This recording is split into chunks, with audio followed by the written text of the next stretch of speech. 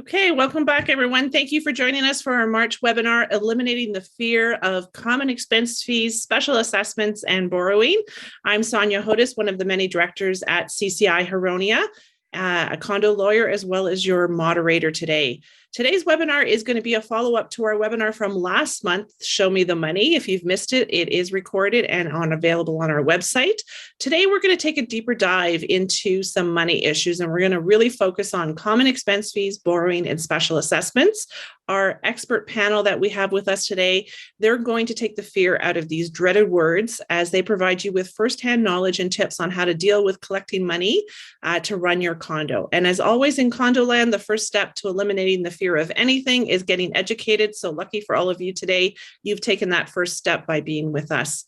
So before we get started, I want to take this opportunity to thank our generous sponsors who have continually provided support to CCI Huronia, and to thank all of you as our viewers. So a reach out to our sponsors. Thank you to Elia Associates, Purcell Property Management, Atrans Council Insurance Brokers, Common Ground Condo Law, and CW Maxim Financial.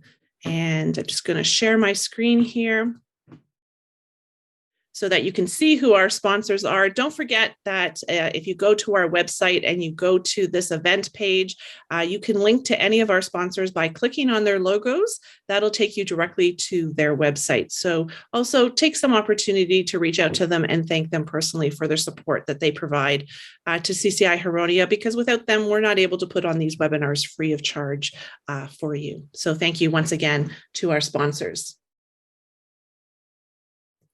So CCI, who are we? In case this is your first webinar with us, the Canadian Condominium Institute is an independent nonprofit organization formed in 1982. So this year we are celebrating our 40th anniversary.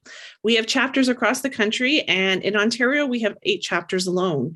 CCI Huronia is one of those Ontario chapters, and we are the past winners of the Lauren Young Chapter of the Year Award.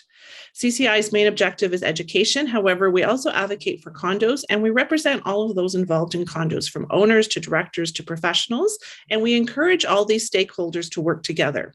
If you want to experience the benefits of membership and you're not a CCI member, check out one of your local chapters and consider joining today.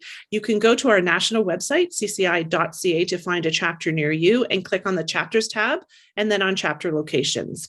We'll also be putting some links in the chat box if you want to be able to link directly to that website and the membership information.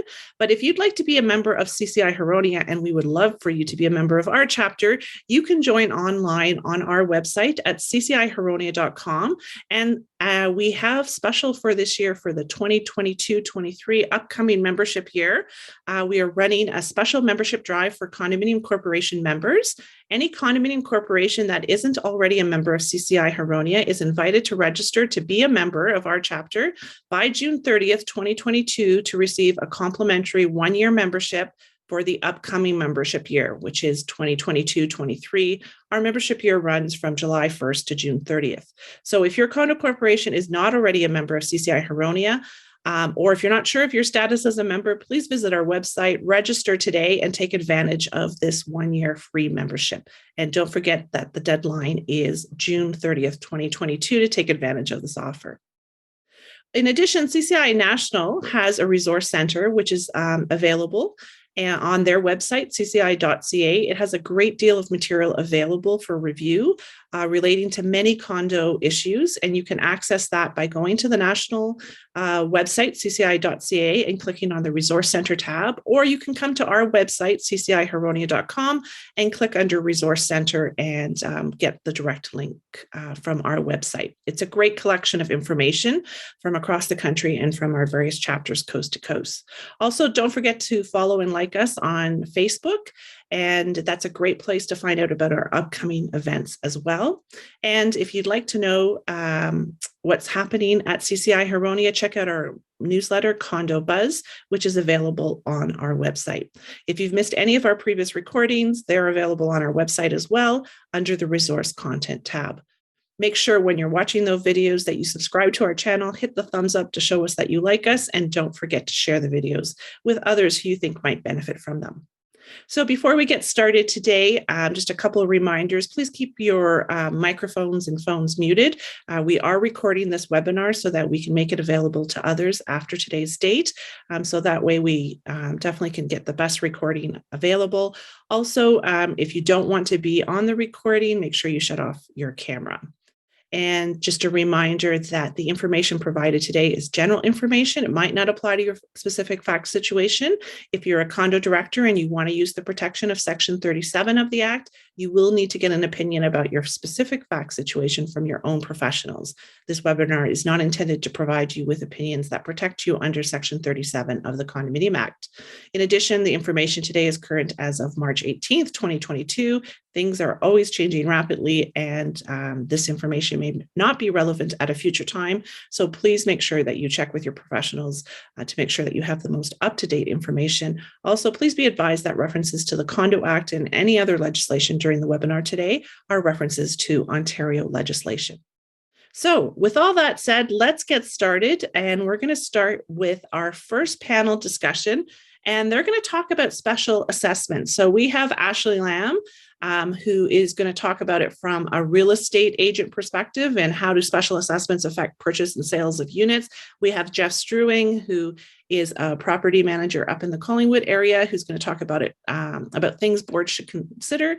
And we have Patricia Elia, who's a condo lawyer, who's going to talk about the legal impacts of special assessments. So Ashley, do you want to get us started? Okay, so special assessments. When selling a condominium that has a special assessment in the status certificate, of course, it can be stressful. But if you hire an agent that understands special assessments, then it can make your listing and your transaction go a lot smoother. For sellers, pardon me, for starters, what is the special assessment for? Is it something that a buyer may put value on or something that they would consider normal for the age of the complex? If so, you won't scare them off, especially if they have already been educated on what a special assessment is. This is why it's important that you hire a real estate agent that can educate and explain what a special assessment is to potential buyers and other real estate agents showing your home.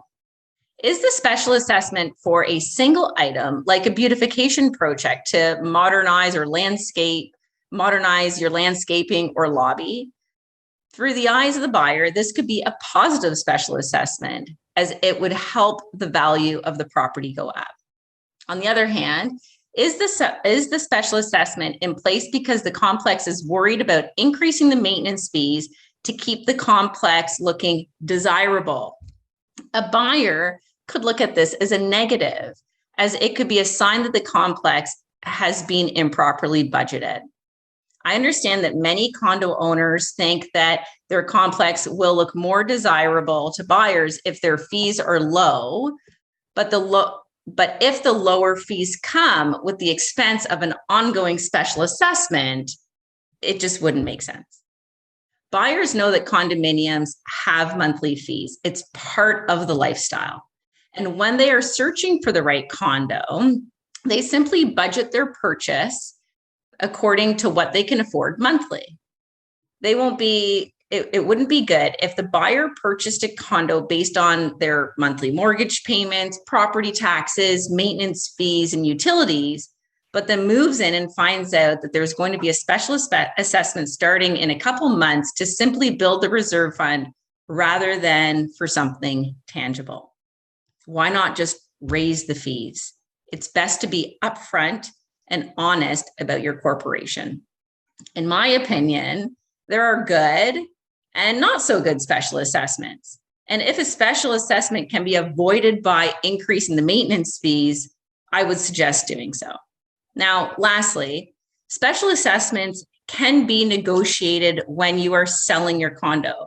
If you're worried about getting less money or interest in your condo because there is a special assessment in place, you can simply pay it off in advance or suggest reimbursing the buyer on closing for the remaining payments.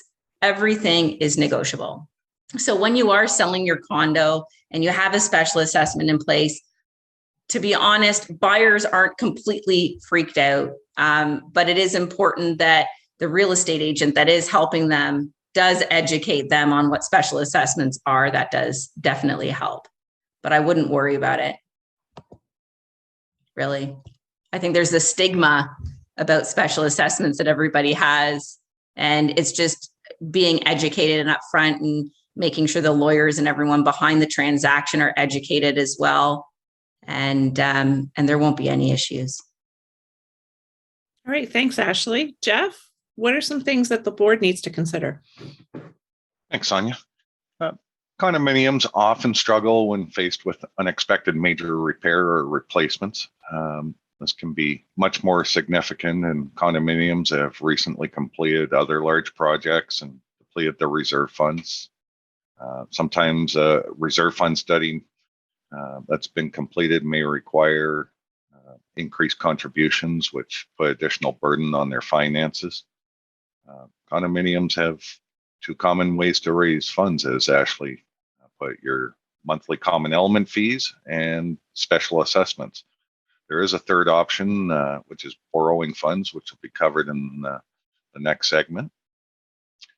Common element fees are typically for funding the day-to-day operations, maintenance, minor repairs, and of course the reserve fund contributions. Special assessments can be a good solution for special projects like upgrading common elements, or when a large repair or replacement of the common elements is required ahead of schedule in the reserve and current reserve funds are inadequate to fund. There are times where an upgrade to the common elements can't come from reserve. It's a betterment than what was contemplated in the reserve, and funds need to come from either operating or other sources, being a special assessment. However, frequent special assessments to keep the operating budget and result in common element fees low is never a good idea, and Ashley's already indicated that. The annual budget and common element fees should be realistic to cover the actual annual operations and reserve fund contributions, as well as a small buffer for variable or unexpected small expenses.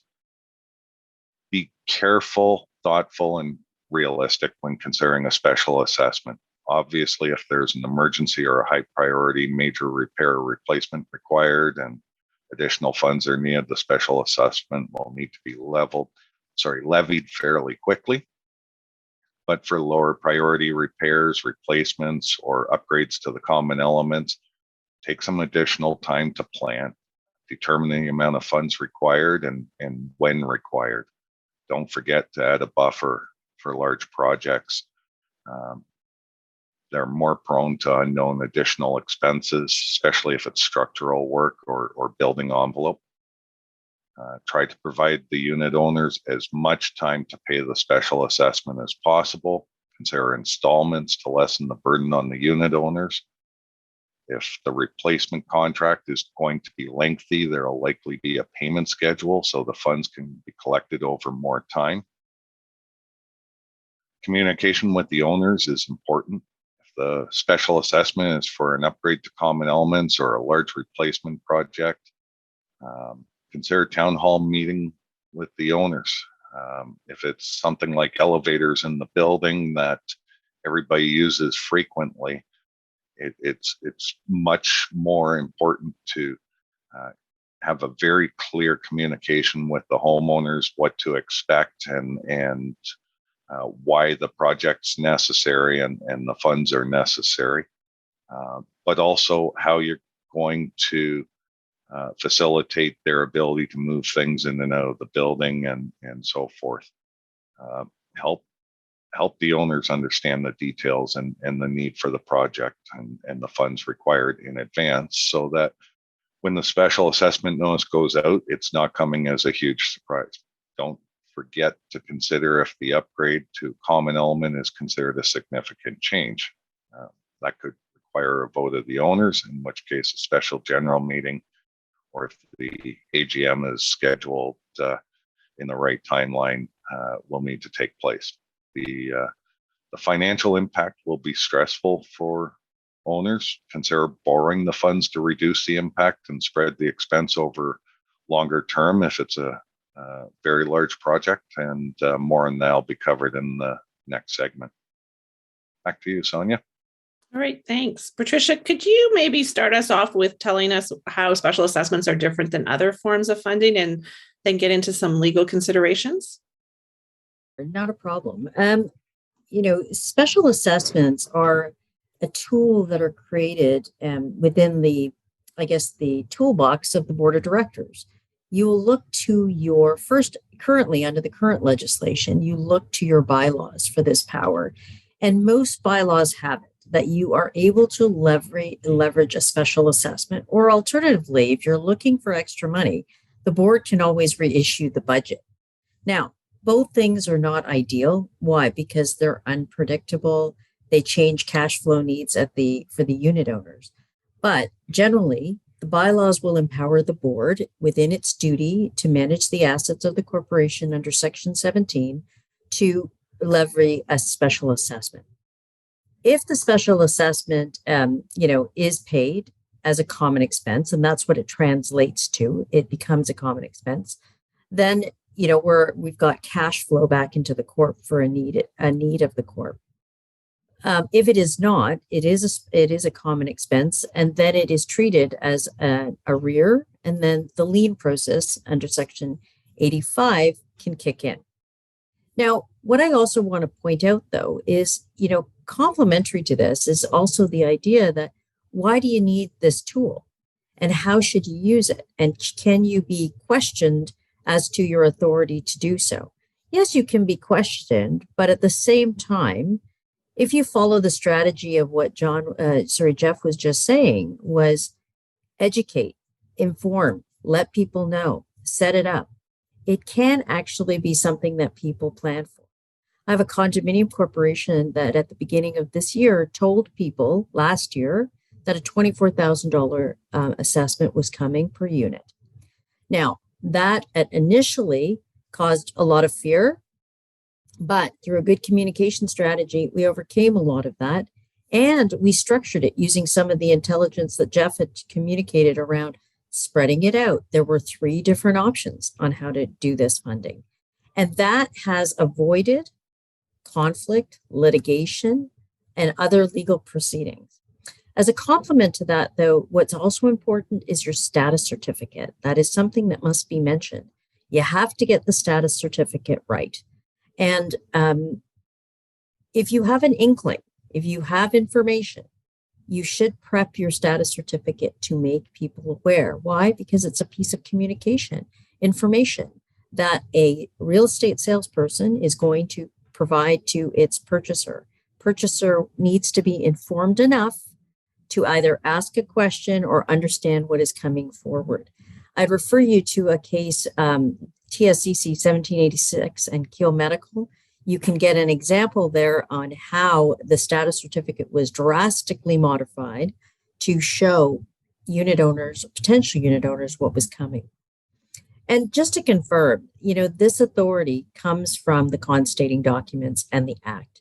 We're non-for-profits. We have an obligation to manage the assets, which means we need to pay our bills. And Ashley's point was very correct. What is the assessment for? And understanding that can actually unlock value and reduce the fear. Thanks, Sonja. Thanks, Patricia and Ashley and Jeff, for those comments on special assessment. So let's move to another option that condo corps have to get money, and that's borrowing. So we're going to have Ryan Griffiths and Robert Winberg and Chris Jaglowitz talk about borrowing in the condominium context. And Ryan, I think you're going to start us off. Well, thanks very much, Sonja. And thanks everybody for joining us today. I'll talk to you a bit about, sort of briefly, about how condominium corporation borrowing works. So a condominium corporation in Ontario is a legal entity. So it's considered a legal person the same way a business corporation is a legal person. So under the Condominium Act, that corporation can borrow funds on the credit of the corporation, similar to the way a business corporation borrows. So business corporations borrow money all the time to spread out the cost of major capital expenditures. A condominium corporation can do the same thing. So this is becoming very common. In the current environment where construction prices are beyond what most corporations have budgeted, many corporations are going to need additional funding when it comes time to do major work. And borrowing, I think, is going to become increasingly more common as a solution. So a condominium corporation is authorized to borrow for necessary investment. And the repayment of that borrowing, once it's properly authorized, is collected through the condominium fees in the future. So that process to authorize borrowing, Chris is going to talk more about, and that's the process of passing the borrowing bylaw. But once that bylaw is passed, the corporation can collect the repayment for the loan through the condo fees in the future. And if you think about the funding model for a condo, when it comes to major repair and maintenance, the idea is that owners pay fairly towards their share of these major project costs over time by paying their monthly condo fees. And owners share in the cost over time in the sense that not owners are, a single owner is only an owner for a period of time. And current owners and future owners and past owners share in some of this cost because they pay their condo fees. That's the model. So when a major project arises and a corporation doesn't have sufficient funds and a special assessment is levied, that model changes. So current owners are required to bear the burden of the cost or more of the burden of the cost. And sometimes that approach makes sense. And it might make sense for someone who's been an owner in that community for a long time. They should have been paying more. But it might be really unfair to someone who just purchased there. So it's just not as simple as saying owners need to pay the shortfall. Those owners change over time. So a condominium loan is one way to take the current cost and pay for it through the condo fees. And then there's an argument that it's more fair to current and future owners because it puts the cost back into the fees to some degree as it was originally intended, as the funding model for a condominium is intended to do, to pay for these costs over time. So aside from fairness, sometimes a corporation loan is used more from an affordability perspective. When a condominium corporation borrows, it does so on behalf of all of the owners. That means that all of the owners automatically qualify for the financing because it's the condominium corporation borrowing, not the individual unit owners. So sometimes it's a way to ensure that all of your unit owners have access to the necessary funds. For some unit owners, it might just be the most cost-effective way for them to borrow or to raise the money. In some cases, it might be the only way for some of your unit owners to raise the necessary money. A condominium corporation can borrow basically in two ways. So the traditional way for a condominium corporation to borrow money is on behalf of all of the owners. So what that means is the corporation uses a loan to fund major projects. The repayment of that loan is budgeted going forward in the budget of the corporation. It's part of an expense of the corporation. There's one condo fee, and the condo fee goes to your operating expenses, your saving for major capital project, and to pay the loan back. So in that case, when a unit sells, the obligation to repay the loan automatically transfers to a purchaser. It's just part of your condo fees. And the purchaser pays the condo fees going forward. The other way that becomes more common as some of these situations get more expensive, it becomes more common if the solution of borrowing money on behalf of all the owners isn't attractive. Sometimes the corporation offers financing alongside a special assessment. So in this case, unit owners are provided the choice between paying a special assessment in a lump sum or the choice to make monthly loan payments to the condominium corporation. In those cases, the monthly loan payment may transfer to a purchaser, or it may have to be paid out by the current owner. There's also some situations where a corporation does some sort of hybrid solution. They do a special assessment for the portion of the funds, they do a loan for a portion of the funds. So sometimes corporations will use construction financing to fund the project, and maybe they'll levy a special assessment at the end to pay off the construction financing. The right solution really depends on a number of factors, and I think you have to consider how any of these solutions impact your fees going forward.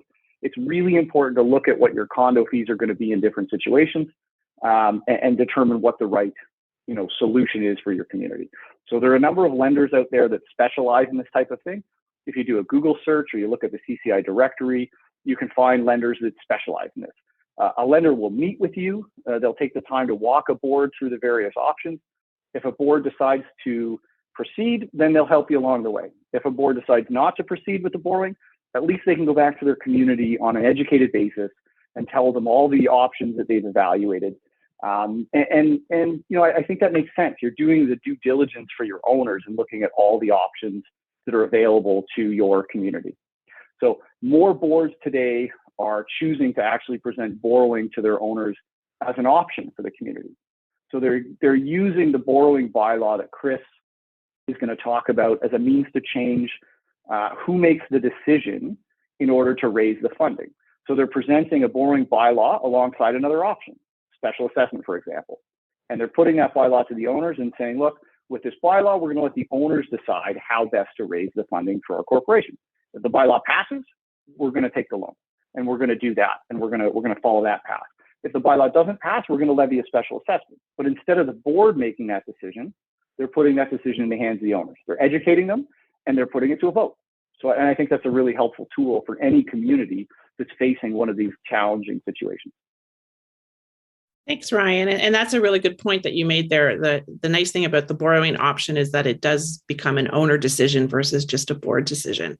And so it's nice to have options. So Robert, from a property manager's perspective, what are some things that we should be considering when we're looking at the borrowing option?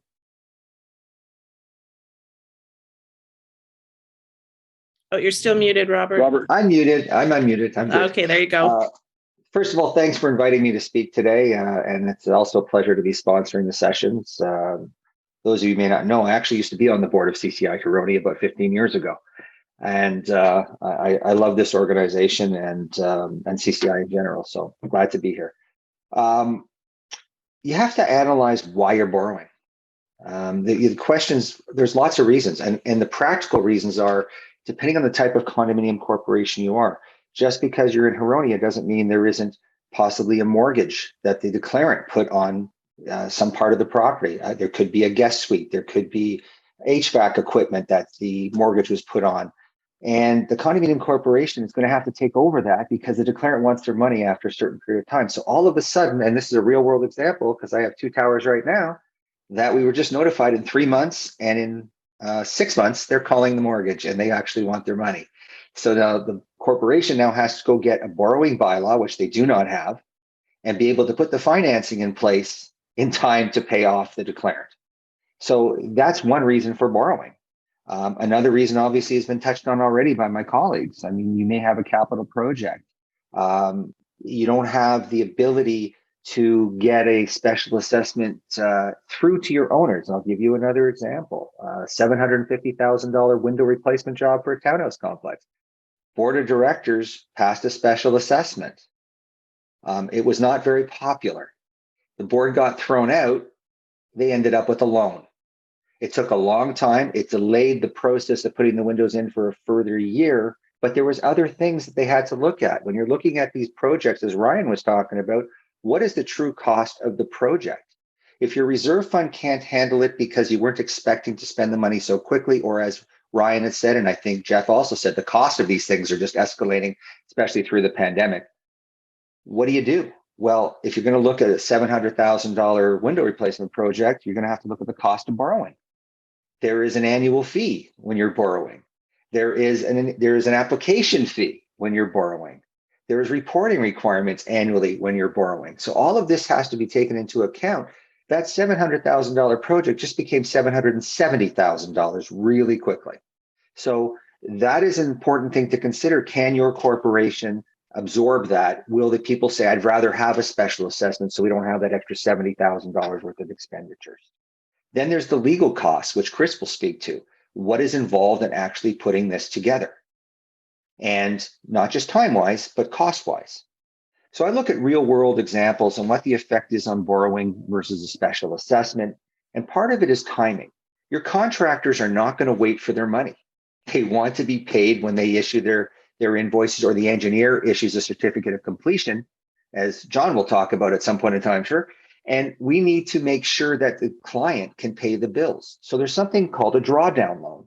And actually, some of my clients are working with Ryan, and they borrow the money as they need it. Not, you need $1 million. You don't take the $1 million and put it in the bank account today. You just take what you need to pay. So you're actually paying less interest over time.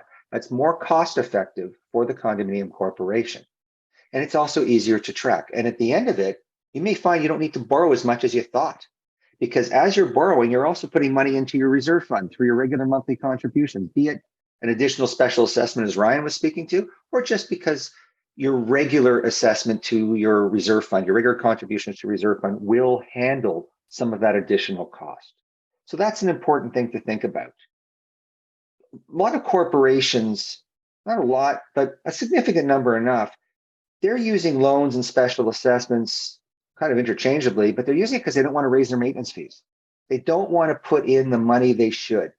And we're 46 years in this business. I've seen pretty much all of it.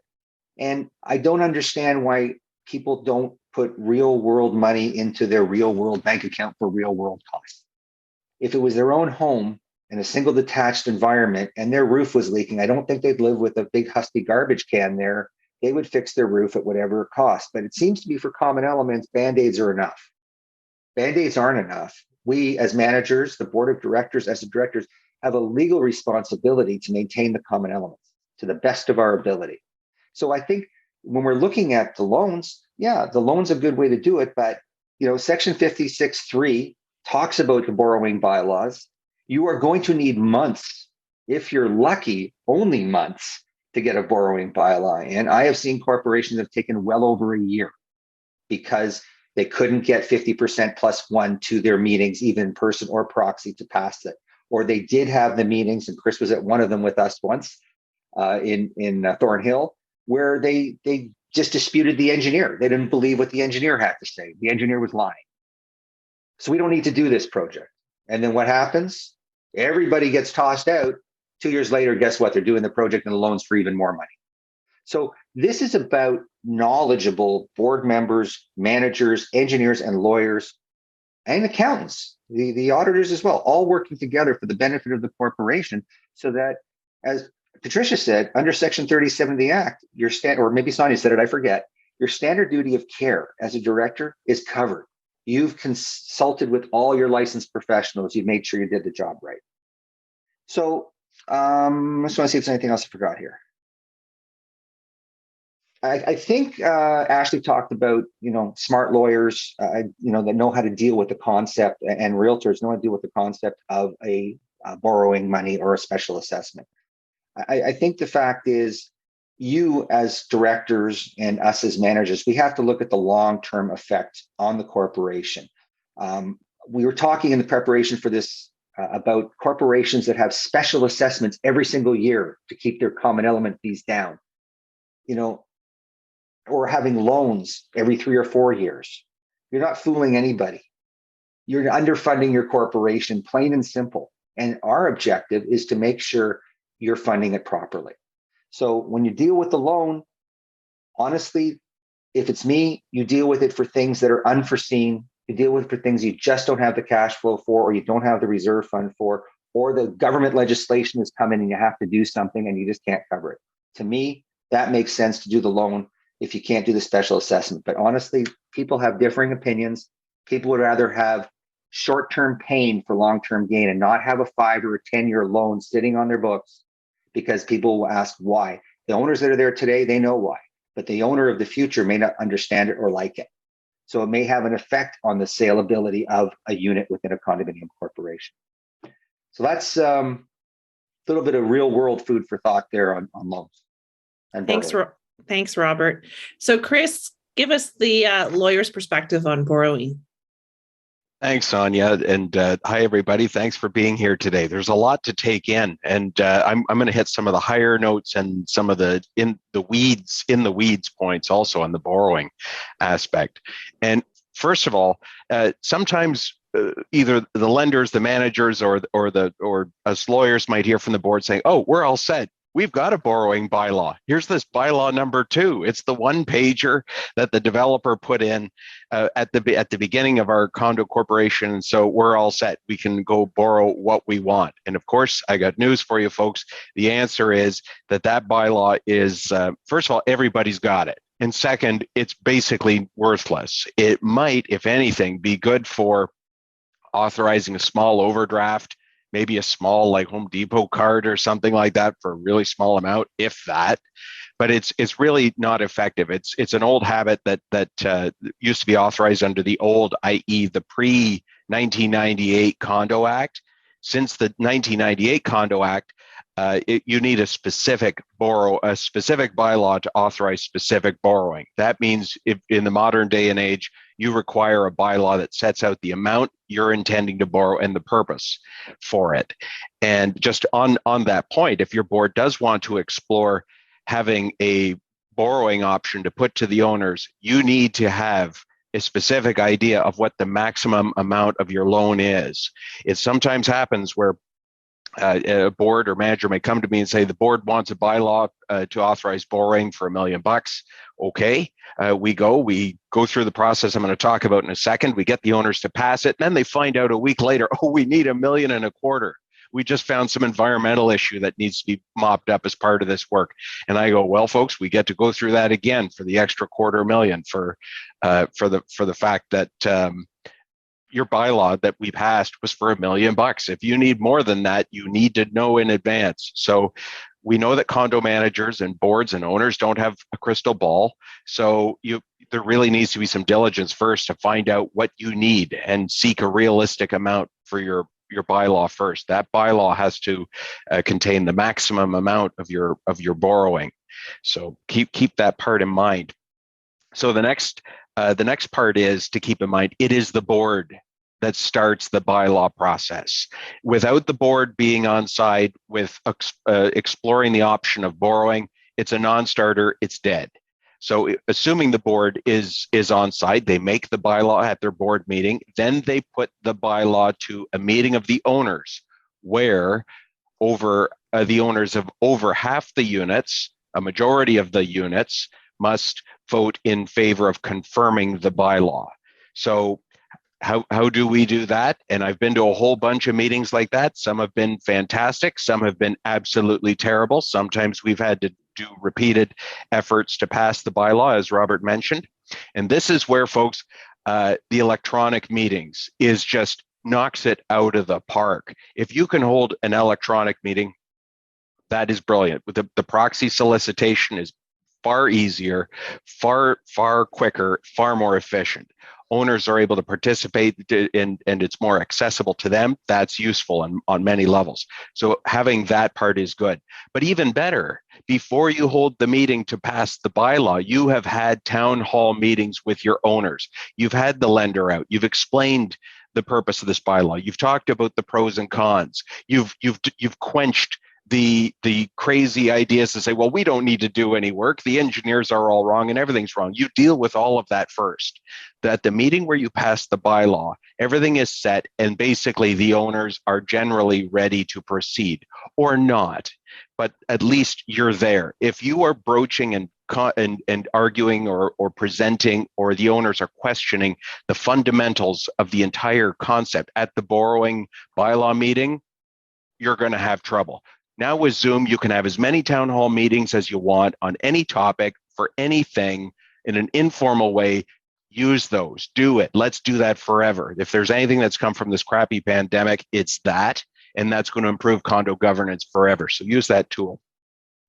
Then the next part is, of course, have your lawyers run the meeting. Or at least to be part of the meeting. And the reason that's really important, and it's not just, to go make work for your friendly neighborhood condo lawyer, it's that assuming you get your bylaw passed, and if, say, your lawyer wasn't part of the meeting, you hand the bylaw to your lawyer and say, okay, talk to the lender now and paper the transaction and get the money flowing. One of the things that you may not know, folks, is that as part of the lending transaction, the lender will very frequently require the condo's lawyer to give a legal opinion saying the condo is duly authorized and the owners have approved this bylaw to authorize the borrowing.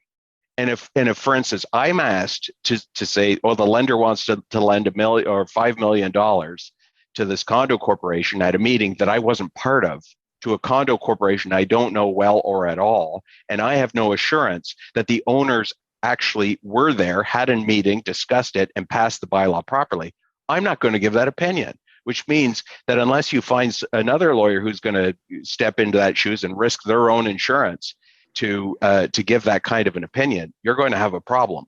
So have the lawyer be part of the meeting to assist you, and of course to be a resource for the unit owners. You're going to thank yourselves for that.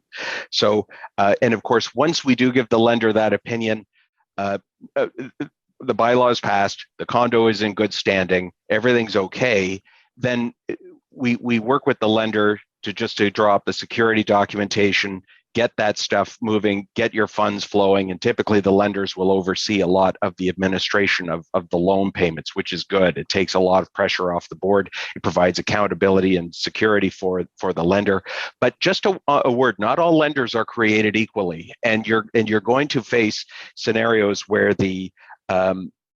you may be dealing with a lender who doesn't know a lot about condominiums. Like, for instance, most of the regular banks or traditional lenders, unless they have expertise with condominium corporations, they're going to give your condos lawyers the stack of documentation that includes, let's do environmental assessments, let's do all of these other things, and let's put registrations against all of the owners' units. No, thank you.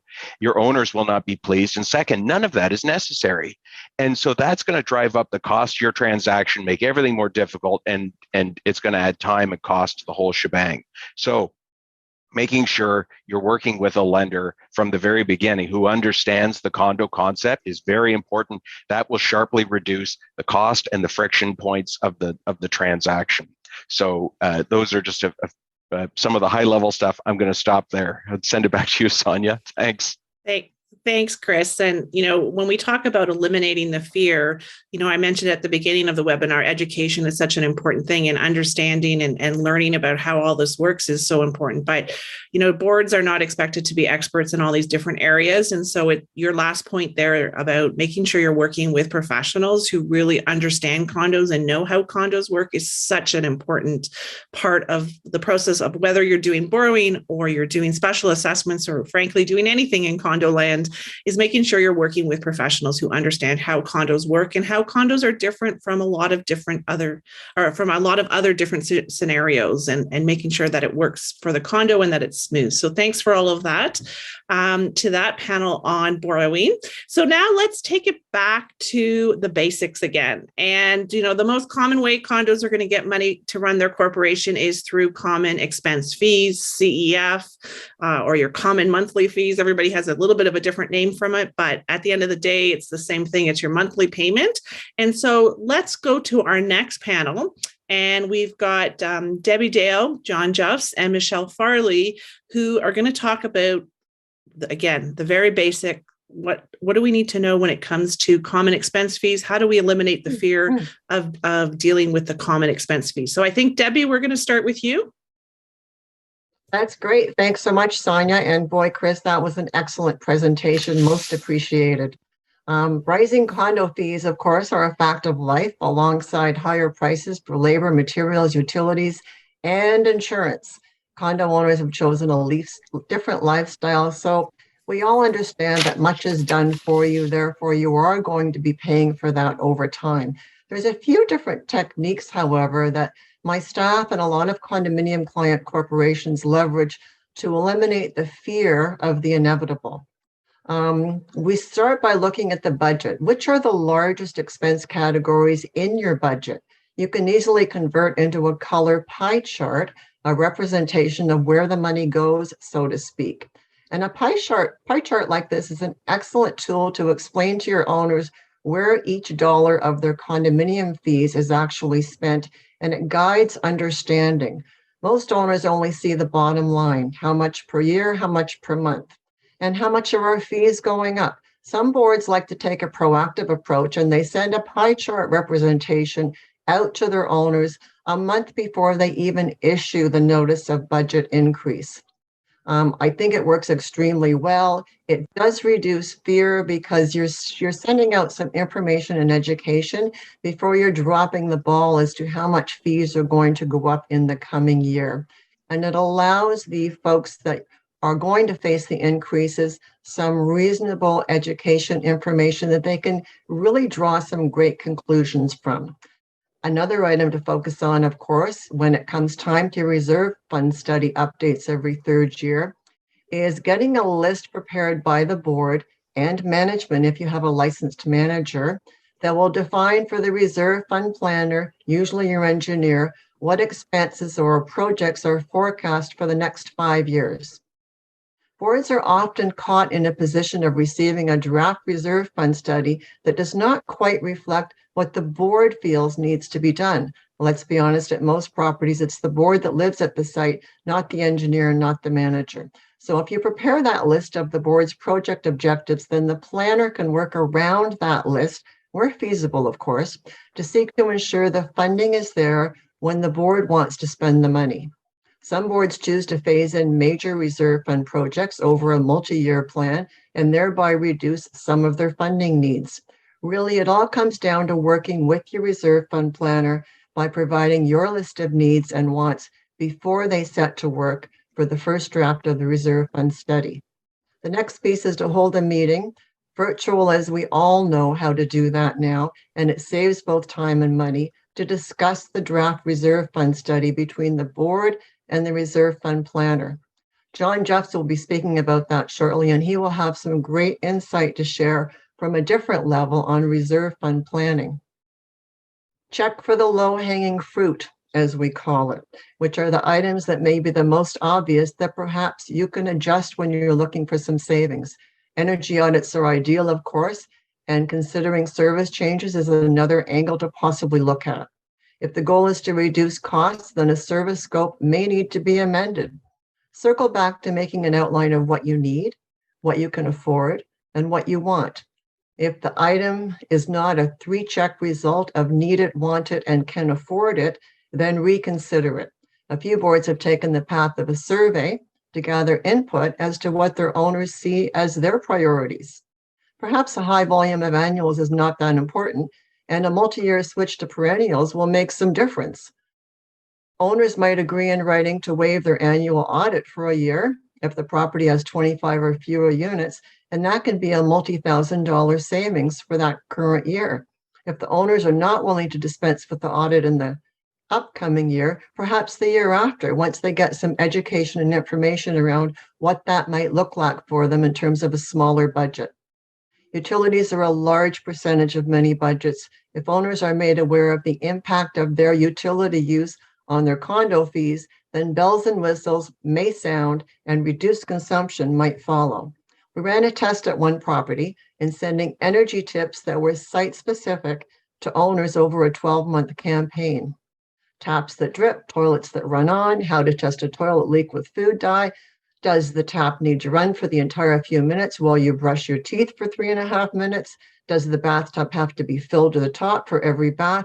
Just simple water-saving tips, water-saving appliances. Thermostat setback for sleeping hours and during absences if your corporation provides the heat as well as the water. Sharing a plumber call with a neighbor to reduce costs through some neighbor-to-neighbor bulk buying for a plumbing device checkup. In the following year, thanks to the Education and Information Dissemination Program, we created a 7% reduction in the consumption of water year over year.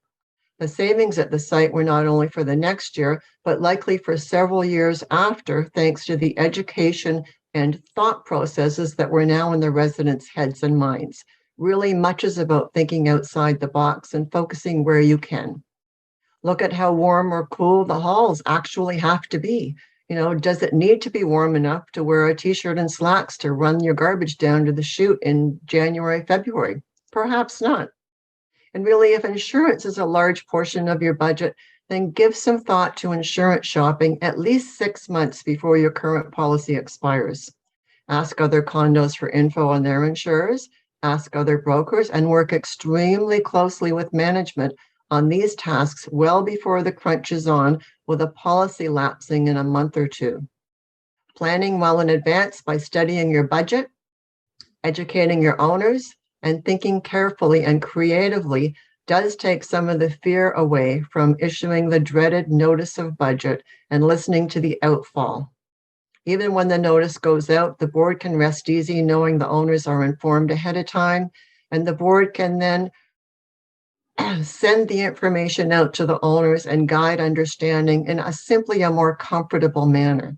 When it comes to looking at condo fees and how to make changes, I'd say be fearless. And speaking of fearless and speaking of condo fees, I'm going to turn this over now to Jon Juffs to share his usual excellent insight into engineering and reserve fund study processes. Thank you very much, Debbie. And thank you everyone for attending today. It's wonderful to see so many people, listening to these insightful tips and talking about eliminating the fear of, operating your building. If you hear some background noise, my wife is killing spiders. The interesting thing about the budgets for condominium corporations is that a big chunk of it is the reserve fund cost. In the United States, on March 11th or so, the organization down there that would be the counterpart to CCI, they published a report, and they noted that $25 billion of the $100 billion of common expense fees is going into reserves. And we all know from the headlines last year that they're not putting enough money away. So if 25% of your budget is the reserve, you're probably not putting enough away. You're like your American counterparts. And I can speak quite certainly from research that I've done that most Canadian condominium corporations, and particularly those in Ontario, are typically in the 30 to 60% range of their total budget. And that has a lot to do with what other things are covered in your budget. So if your reserve contributions are about 30 to 60% of your total common expense fees, then you're in the right ballpark. And so you can take one deep breath and say, okay, we're like everybody else in the province. But what does that mean, 30%? That's one thing for me to say it. It's not my money. Is it 30% of a million or 30% of 1,000? So here's some real world numbers from study done for the Canadian Institute of Actuaries, the CIA, not that CIA. We found of 300 and so studies done over the last couple of years that typical common expense fees monthly per unit range from $230 per unit per month to about $280 per unit per month. And that's going up, guess what? Not at the rate of inflation, but slightly more than that, at about 2% more than CPI. Now, of course, that's dreaded news with the most recent headlines of CPI being up around 5 and 7%. But that is hopefully, as if we can believe Tiff Macklin from the Bank of Canada, hopefully that's a temporary thing and we'll be back to the 1 to 3% range soon. So that's real world numbers, as Rob likes to say, and we need to focus on those. And one of the best ways of finding that out is just simply talking to your neighbors, not the neighbors in your community, but your neighbors in other condominium communities. And that's one of the great things about CCI Huronia is we set up those interchanges, and you can actually meet other people from other condominium corporations and say, what are your fees for and what do they cover? And how do you control them and so on. So one of the best ways to do that I've found over the years is, usually by having a challenging euchre tournament. So you challenge the other condominium corporation, you get 4 to 8 euchre players from that condominium corporation to join together, and you have 4 to 8 from your condominium corporation, and whoever wins has to pay for the beer that night. And I would consider that a valid operating expense of a condominium corporation. So what else have we found out over the years about the reserve fund planning? It's very important, as many people have mentioned, that the priorities of the corporation are properly reflected in the reserve fund plan. I can go to your site and I can walk along and I can say, you know what, I really don't like that flower bed there. I'm going to recommend, spending $10,000 to relocate it. And you might say, John, you're an idiot. We've got 2 committees on that flower bed, and one is for the contents of the flower bed and the other is for the shape of it. And they've decided that that's where it's going to be forever, and we don't care that it costs more to have it there. And I say, fine, then I'll make sure that's reflected in your plan. Other things you need to think about when you're doing a reserve fund study is, can it dovetail with other aspects of operating your condominium corporation? And research through the Insurance Bureau of Canada has led to an interesting quirk of condominiums. First of all, condominiums are tossed into a bucket called commercial insurance. And the commercial insurance market has been suffering an incredibly hard market. And so, we as consumers have been suffering the high costs related to buying that insurance. Thankfully, we can still get insurance. There are some industries that are even having trouble getting insurance. At least condominiums are getting it. albeit at a very high expense. So how do you control those premiums? Well, one way is to increase your deductibles, but that comes with a problem that what if somebody in the community can't afford a higher deductible should it be found that they have to pay it? Or, would you actually have the money to pay your deductible when the time comes? And so if it's related to property damage, I strongly encourage my clients to have a look at their reserve fund closing balance and make sure that it's typically 2 or 3 times higher than the insurance deductible. Now, the lawyers on the call, please cover your ears. If you should happen to experience a loss and you need to make that deductible payment and it's related to common elements, I would suggest that you can make that payment from reserve. This is really no different than discovering that you have a common element that failed early and had to be repaired early. It's for a different reason. It's for an insurable loss, and it exceeds the amount of money available. And so you're going to make an insurance claim, but your deductible to keep your premiums low was set at a very high level. What does that mean for your reserve contributions? I already said it's a big chunk of your budget. Well, the vast majority of condominium corporations already have in reserve many multiples of their deductible.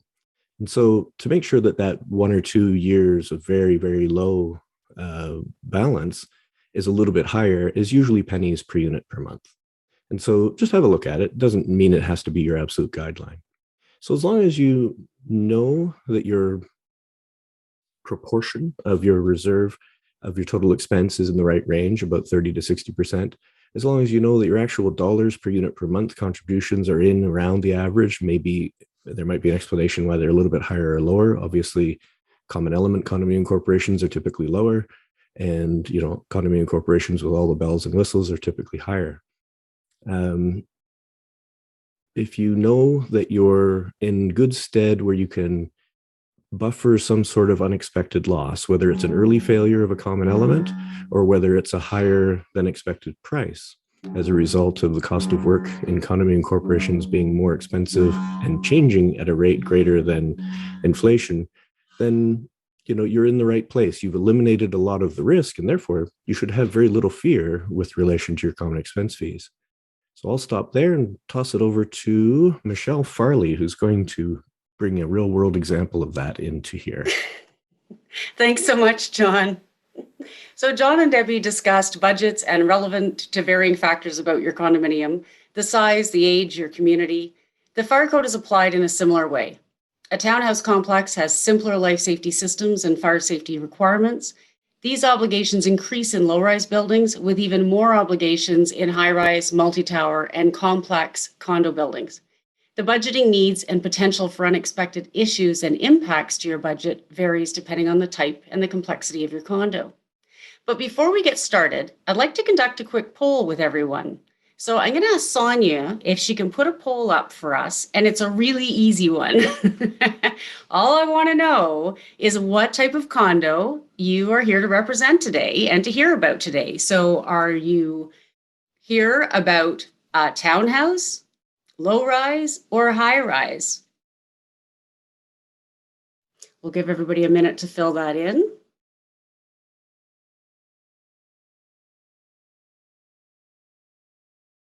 Michelle, we're about 60% answered, 65%. You want to give everybody another Excellent. 5 seconds or so, and then we'll end the poll. All right, get your answer in there. Okay, it looks like we've stopped the answering. So here are the results. Wow, thank you. So just for the recording, let me announce the results. We've got 54% from high rises, 7 stories or more, 36% for low rise up to 6 stories, and 10% from condos. Thank you very much. That's a substantial change for CCI Huronia over the years. We used to represent almost all townhouse complexes, and now we have so much growth in this region. It's changing tremendously. So I really appreciate you giving us some feedback on that so I can keep my comments more relevant to who's in the audience. But the bottom line is, no matter what type of condos, all condos have some form of fire protection and life safety systems or fire code lines in their budgets. You would be surprised by how many condos we've worked with that had either no money in their budget for fire code changes or challenges, or had extremely low amounts. The fire code is the law. Having a fire safety budget is not a choice. However, you have choices when it comes to what your life safety system budgets will look like. A townhouse complex with no shared life safety systems may only require a budget to print and distribute annual reminders to residents outlining their responsibility to have, maintain, and test the smoke and CO detectors in their units. For condominiums with shared life safety systems, it's a little more complex. Your fire alarm, extinguishers, and smoke alarms have to be inspected by a qualified contractor annually as per the fire code. This needs to be in your budget, and it generally is. But you have the option of having the contractor conduct your monthly inspections or taking care of other monthly items yourselves. Doing them yourself can help reduce your budget. But if you choose to do them yourselves, only someone trained and competent can take this on. Also, you must have a procedure to make sure these checks are being completed, documented, and the records are being maintained. You can evaluate which is a safe choice for your corporation. Contractor choices can save you money, but remember, cheaper is not always better. Smaller, inexpensive service providers may not be able to keep up with all fire code changes and upcoming mandated higher performance test requirements. You need to know your annual budget costs, but also the balloon costs for periodic and more extensive testing, such as pressure testing of sprinkler systems, where there's a lot more involved and it can actually cause a huge spike in your cost on a particular 5-year basis, and it should be attributed to those individual costs or averaged over the years. Pre-planning, upcoming mandated maintenance with your contractor or consultant will allow you to plan for higher expenses such as hydrostatic testing of extinguishers, sprinkler systems, even if you have private fire hydrants. Find the right fit based on your building and your community. A small local service firm may be perfect for your townhouse or low-rise community, but not as experienced for your high-rise buildings. As with any complex systems, things can break or go wrong, and unexpected expenses can arise. If you have an issue with your life safety system or receive a notice of violation from your local fire department or an inspection order, it is an emergency. Treat it as an emergency. If your life safety systems are not working or your building is not completely fire code compliant, both your building and your people are at risk. Have emergency life safety system repair and costs in your budget. You all know the reasons we have to pay special attention to life safety budgets. This is about life safety, your neighbor's safety, and protecting your investment. Make the most of your budgets. And in recent years, we've seen several incidents of the fire code changing or legislation changing, and the budgets having to be increased in those items. Generally, those are the types of things that would be included in your annual review of your fire safety plan, which you can do yourself, but you can also have done by a professional, at least annually or every few years, to make sure you're prepared for any upcoming legislative changes that you may be responsible in your budget for. So, how do you do this? Review your fire code obligations and anticipated expenditures with your fire code consultant or your service providers, and make a 5 and 10-year plan, including annual reviews of your fire safety plan, periodic extensive testing, or proactive maintenance, all based on your unique building and your resources. Prepare for the unexpected. Make sure there's wiggle room in your operating and reserve budgets for fire safety emergencies that may not be covered by insurance. A lot of what we get asked about today are annual test results that differ substantially from last year's, and they need a professional opinion to determine, do we have to do these things? What's changed? Or are these recommendations our contractors making? And you can't just not do it because it's in your documentation, and the fire department's going to want to see what you did to make those corrections. So you may need professional help to determine what's relevant to your building. But also the best thing you can do, and we see a lot more of this now, is to develop a fire safety culture in your community. So when fire code expenses arise, your people are receptive. So maintaining proactive fire code compliance and budgeting for your building's unique life safety needs accurately will save you time, money, and most importantly, keep all of your people safe. So when in doubt, rely on your experts. We're here to help. Thank you. Thanks, Michelle. And thanks to that panel. And, at the end of the day, when it comes to common expense fees, it's all about just being realistic about what the cost of things really are. There's no sense just putting imaginary numbers on those budget lines when you're not really taking into account what the real costs are. And we all know those costs are rising. So we have a couple questions. We're going to end the webinar today with sort of a roundtable tip. All of our speakers are going to provide a tip for us.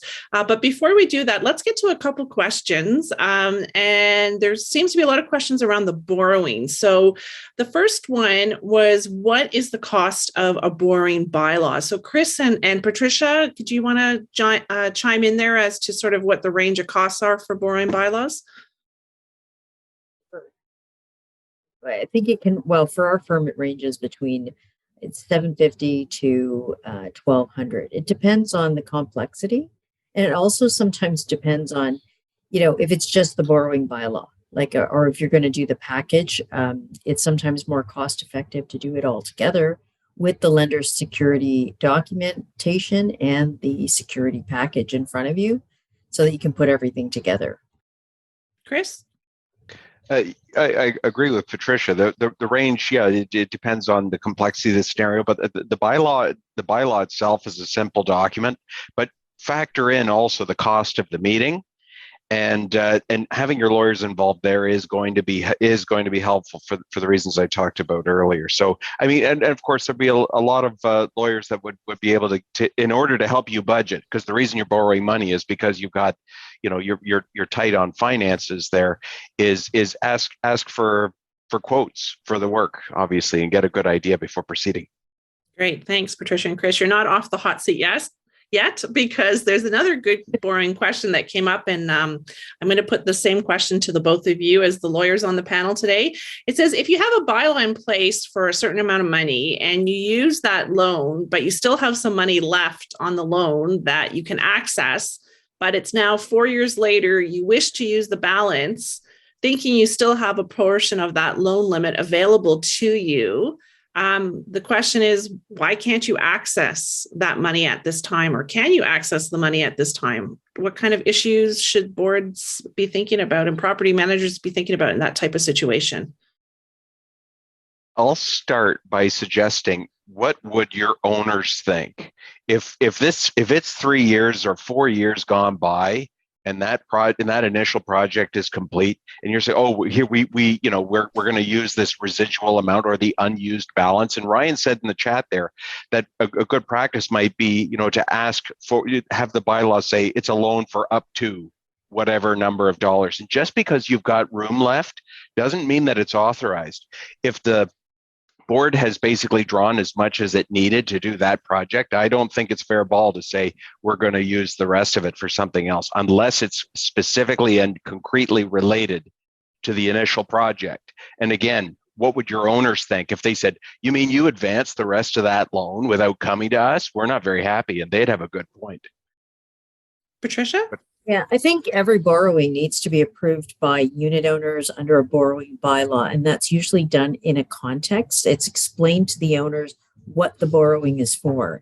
So if I said it was $24,000 per unit because we need to replace the windows and then decided to do boilers, I don't think it would fly, honestly. And we draft our bylaws in such a way, to take the parameters of what's going on into effect. We don't limit, that's the art of drafting. The architecture has to be broad enough, but it has to be tied to a specific borrowing. So I agree with Chris. I don't think it would fly. Yeah, I don't think if that was challenged, I don't think a court would be too happy that you're taking the money and using it for some other purpose. I mean, right. Owners approved it for one purpose, and that's what it should be used for. And if you've got money left over, then celebrate, because that's not usually the situation. You did it under budget. All right. So I don't see any other questions in the chat box, but if somebody has a question, put it into the chat box. We're going to try and answer as many questions as we can. And if you've been to our webinars before, you know that we try to answer them in the chat box. And if we have time to bring them forward live to everyone, we'll do that as well. But I think what we're going to do is we're going to move over to our last portion of the webinar, and we're going to do our roundtable tip. I was going to say tip of the week, but I'm going to call it tip of the month because we do monthly webinars. So I'm going to just call on our speakers, and if you can provide us with your tip on some way to eliminate the fear of common element fees, special assessments, or borrowing. Let's put these tips on the table, and let's have everybody who's participated today walk away with some golden nuggets. So I'm just going to look on my screen and go across the screen. So the first person I see is Robert. What's your tip? You got to unmute yourself. I just did. I think I'll mirror what I said before. You're not fooling anybody. Budget appropriately. Budget for what your reserve fund planner says you need for your reserve fund. If you even have to be a little more liberal on some of your costs, especially in today's day and age, for replacement repairs, wages for service contracts, etc. Budget properly. If you budget properly, you're much less likely to need a special assessment or a loan. Thanks, Robert. Chris? I'm going to sort of rehash something that came out from a few speakers here, the communications policy, and just to keep communicating with owners, use the virtual meetings, do Zoom town halls with your owners on contentious or important business, and do a lot of them. And it's so easy. It's such a great way for owners to participate, and you get them informed, get them to answer the question, take the steam out of the room that's been building up that way, use those tools. Great. That's a great tip. Patricia? My tip is that a penny wise, pound foolish strategy will not minimize fear. I think you really need to. It seems like realism and getting the numbers right seems to be a strong theme here today, and knowing what you're dealing with. And that also applies to communication. You should be generous. You should really put it out there so it's transparent. Thanks, Patricia. Debbie? Yeah, thanks, Sonja. Communication is just so vital, and thanks to all the speakers for raising that today. But another thing I'm seeing lately is with the rising real estate sales market, we're seeing a really high turnover in older condominiums alongside that aging in place wave that's been in play for quite a few years now. So we've planned accommodations to assist owners in remaining in their community. But the high sales value real estate market is causing many of us boomers to rethink our plans. Some properties over 20 years old have had a hefty 50% plus change in unit ownership just in the past year. And what I see happening is the new owners arrive, they spend a hefty price to buy, they have expectations of the common elements that are far different than the owners that were aging in place over time. And the reserve funding has anticipated replacement or major repair of the common elements when depleted and at end of life. So the funding plan is not necessarily reflective of a sudden change in owner perspective and wants. So keep an eye on major turnover and plan to educate about what is and what is not possible under current funding models. So that'll assist the newbies, as I call them, in understanding what they bought and what they can realistically expect to have in that older property today. Thanks, Debbie. Ryan? Thanks, Sonja. I guess the tip I have is that, most corporations in the next few years undertaking a major project should expect that the cost of that work is going to be more than they had previously budgeted. That is just the reality. So there's a good likelihood that you may need additional funding. And I think boards should consider, like I mentioned earlier, putting that option to the owners and allowing the owners to make that choice for the community, right? So that means outlining at least two options for the owners. And a borrowing bylaw can be a tool to put that to a vote of the owners. So I'll give you an example. In a scenario where the owners don't approve the borrowing bylaw, maybe they're voting in favor of a special assessment. That because the owners chose that special assessment, they chose that as the right path for their community. Politically, it's a much easier decision for board members. They didn't make that decision on behalf of all of the owners. It could be a much softer landing, and it can be much better for your community in terms of having a cohesive community going forward. That's great advice, Ryan. Between education, giving them an opportunity to ask their questions, and then actually letting them decide the route, that makes for some nice peace and harmony in our condo communities. All right, Michele. Thank you very much. Well, static and fire safety and life safety system operating and reserve budget lines have to be customized by you and your experts to your building and have emergency and contingency funds. When they are, you'll be prepared for sustainable fire code compliance and eventualities. Thank you. Thanks, Michele. Jon? The spirit today is, eliminating the fear. My experience has been that people are afraid because they don't know, and they just lack the knowledge about something, and so they're afraid. So it's good to see everybody here today getting more knowledge so that they can have less fear about things, and just keep on doing that. Go out, learn as much as you possibly can. Be a daily learner. Check out different resources. Challenge people on their beliefs and positions, and say, well, what about this? What about this information that I've got here? And talk to other communities that are probably in the same boat as you as far as facing some of these things, and attend these types of events through CCI Huronia so that you know more and fear less. Thanks, Jon. And just another sort of tip on piggybacking on Jon, he mentioned that CIA research paper, and he's put the link in the chat box if you wanted to get the link. But for those of you that don't have access to the chat box, if you go to the CIA-ICA.ca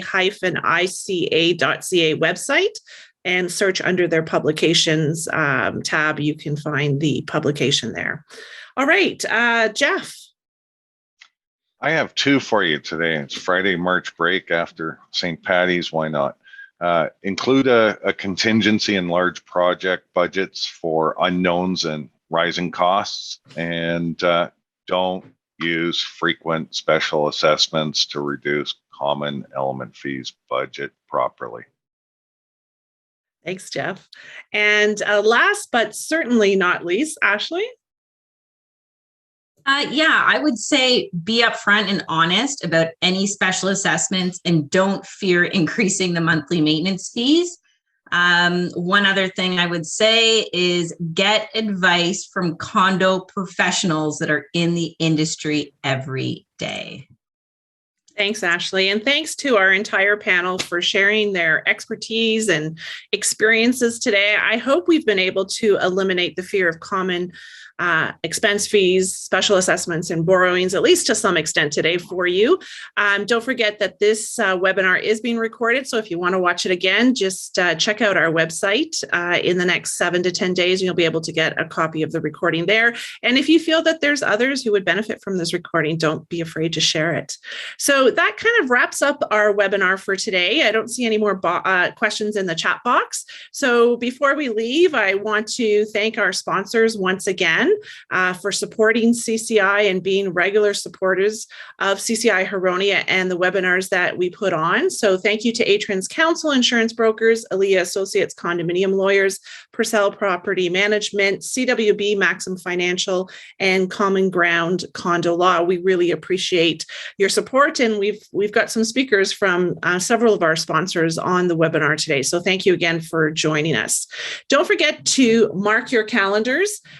We have some upcoming events that you're going to want to make sure that you've got in your calendar and that you join us with. Our two upcoming webinars, Lunch and Learn webinars, which we always hold on a Friday from 12 to 1:30. The next one is going to be May 13th. And following that, we will have one on June 17th. We're still looking for some ideas on topics for these webinars. So if you have a suggestion for a topic that you want to get some more information about, or some speaker suggestions, please send an email to admin@ccihuronia.com, and we will take those suggestions into account and try and tailor a webinar to meet your needs. We're not going to be having a webinar in April, and that's because we are holding our 2-day intensive directors course on April 23rd and 24th. This will be a 2-day full day event It's going to be held on Zoom, so no matter where you are in the province, you're welcome to join. We're going to be taking you beyond the basics that you learned in the CAO course. On Saturday, we're going to be talking about governing documents, how to make changes, what they are, duties and responsibilities of directors, condominium authority obligations, how to chair a meeting, and what you should do with your minutes, how to be an effective director and what that actually means. We will have our Ask the Expert panel, and we're also going to be talking about CAT's expanding jurisdiction and how they're handling nuisance claims. Then we're going to have our case study for the day, which is going to be death by fire. Michele Farley is going to be joining us for that. On Sunday, we're going to be talking about finances and audits, changes to common elements in Section 98 agreements, reserve funds, insurance. You're going to have another expert panel to be able to ask your questions. We're also going to have a little fun by doing an online game of showing what you know. And then we're going to end the day with our case study about proactively dealing with unplanned expenditures. And as always, we're going to have lots of opportunities for you to ask questions of the many experts that are going to be present during those 2 days. So registration is now open. Get your spot before we sell out, as spaces are limited. And you can go to our website, ccihuronia.com, to register for this event. If you haven't joined us on Facebook, don't forget to do so. And if you're not on our email list and you want to be, so that you get all the up-to-date information of what's happening at CCI Huronia, send an email to admin@ccihuronia.com to be added to the email list. And don't forget, we have 8 other Ontario chapters that are holding events throughout the month. So here's a highlight of what our other chapters are doing. CCI Toronto on March 30th has a webinar, Enhancing Your Condo Corp's Appeal. You can go to ccitoronto.org to register for that event. CCI Golden Horseshoe on March 22nd has a webinar called Pot of Gold Chargebacks. That's a nice topic to follow up on our topic today. That you can get information at cci-ghc.ca, and you can register online. CCI Eastern Ontario is holding a webinar on March 23rd called How Does My Building Work? Go to cci-easternontario.ca to register. CCI Grand River is having their level 300 community and compliance course on March 26th. You can go to cci-grc.ca to register for that event. And CCI National has 2 events coming up that you may be interested in, and you can register on their website, cci.ca. The first one is a national webinar on March 30th called Board Member Wellness, Managing Stress, Change, and Burnout. And secondly, mark your calendars for May 28th. That is the CCI National Conference, our spring edition. It's going to be focused on the theme of entering the new stratosphere. So don't forget to mark your calendars, March 28th, a full day of great educational opportunities from speakers from across the country. And again, you can go to cci.ca, our national website, to register for each of those events. So until next time, if I don't see you at the director's course on April 23rd and 24th, I hope to see you at our next webinar on May 13th. I'm Sonja Hodis from the entire CCI family to yours, wishing you a great weekend, and we'll see you soon. Don't forget, CCI is your condo connection.